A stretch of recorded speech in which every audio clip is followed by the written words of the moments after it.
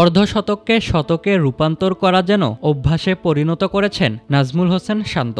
আয়ারল্যান্ডের বিপক্ষে প্রথম টেস্টেও পেলেন আরেকটি শতক। চলতি বছরে এটি তার তৃতীয় সেঞ্চুরি। সব মিলিয়ে টেস্ট ক্যারিয়ারে এখন তার শতক সংখ্যা দাঁড়িয়েছে ৮, বিপরীতে অর্ধশতক মাত্র ৫। ফলে শান্তর অর্ধশতকে শতকে রূপান্তরের হার দাঁড়িয়েছে ৬১.৫%। বাংলাদেশি ব্যাটারদের মধ্যে এটি এখন সর্বোচ্চ।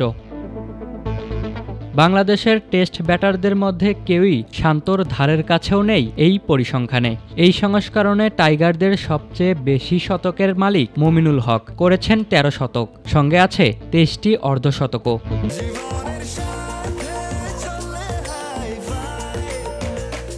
স্বাস্থ্যকর অল টাইম হানিকম, সব সময় অল টাইম হেলদি লাইফ। তার রূপান্তর হার ৩৬.১%।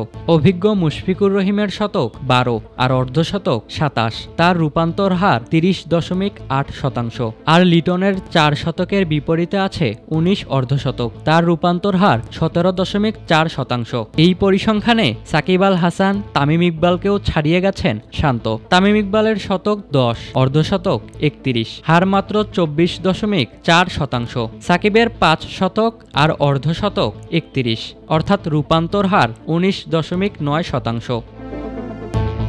টাইগার ব্যাটারদের ছাড়িয়ে যাওয়ার পাশাপাশি বিশ্ব রেকর্ডেও নাম লিখিয়েছেন শান্ত। টেস্ট ক্রিকেটে ন্যূনতম ২০০০ রান করা ব্যাটারদের মধ্যে এই হারে স্যার ডন ব্র্যাডম্যানের পরেই এখন শান্ত। পেছনে ফেলেছেন কোহলি, উইলিয়ামসনদেরও। সিলেটে আয়ারল্যান্ডের বিপক্ষে প্রথম ইনিংসে হয়েছে আরও বেশ কিছু রেকর্ড। বাংলাদেশের ৫ ব্যাটার ৫০ ছাড়িয়েছেন। এ নিয়ে পঞ্চমবার এমন কিছু দেখল বাংলাদেশ। এছাড়া প্রথম ৪ ব্যাটার ৮০ বা তার অধিক রান করেছেন। টেস্ট ক্রিকেটে এক ইনিংসে প্রথম ৪ ব্যাটারের ৮০ করার এটি মাত্র ১১তম ঘটনা। এই ম্যাচে অবশ্য সেঞ্চুরি করার পরের বলেই লেগ বিফোরের ফাঁদে পড়েছেন নাজমুল। ম্যাকব্রায়েনের বলে আউট হয়েছেন ঠিক ১০০ রান করেই।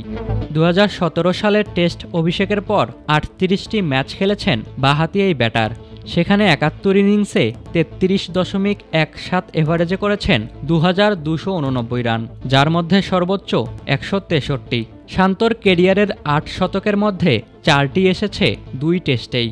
ওই ২ ম্যাচের ২ ইনিংসেই তিনি হাঁকিয়েছেন শতক, যার একটি চলতি বছরেই। শ্রীলঙ্কার বিপক্ষে গলে খেলেছেন ১৪৮ এবং ১২৫ রানের অপরাজিত ইনিংস। ইশতিয়াক মাহিন, ক্রিক ফ্রেঞ্জি।